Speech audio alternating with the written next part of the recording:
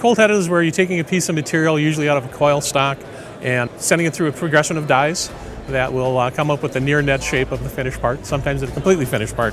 We get excited when somebody comes to us with the projects and asks the best way to make it. I think we can give it a real honest analysis of whether it's machining, cold heading, or a combination of both. And if it's not something that fits into either, we'll let you know right off the bat.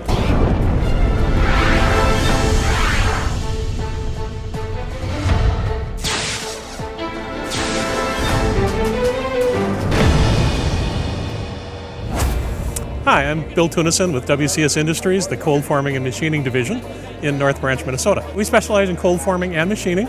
It's often thought that they're different processes, but a lot of our parts contain a little bit of both. We start with a piece of wire, a coil, we put it into a die, we extrude, we upset a little bit more, and then final collar.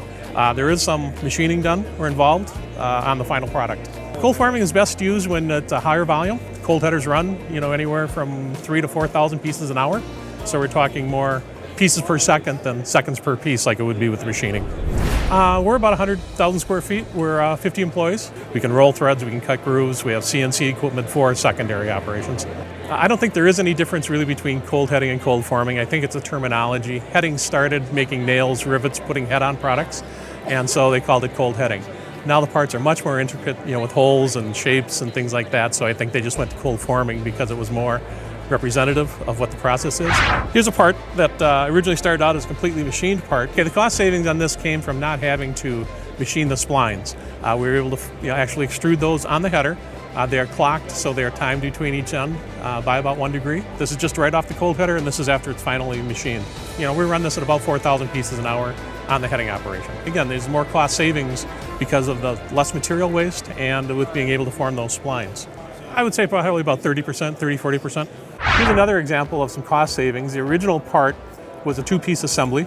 It started out as a screw machine part, and they were buying gear stock and machining the gear and putting it together in a furnace and a brazing operation.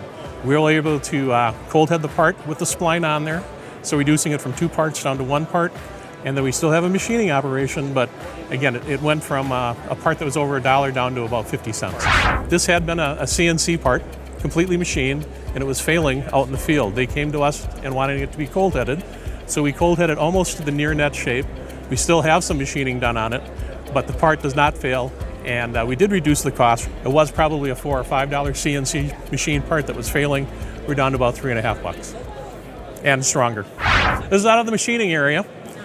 We machine aluminum tubing. These are structural or front-end steering parts for ATVs and snowmobiles. We do a lot of parts for the power sports industry. This is another product line we do. We, several years ago, bought a company called Rockford Products that specialized in leg levelers. You'll see these on the bottom of vending machines, furniture, tables, things like that. Most of them are two-piece assemblies. We buy the cap, weld them together, make the stud. We have been able to convert a few of them over to a solid piece, so this is complete off the header. Again, eliminating 2 pieces and making into a stronger part, 1 operation.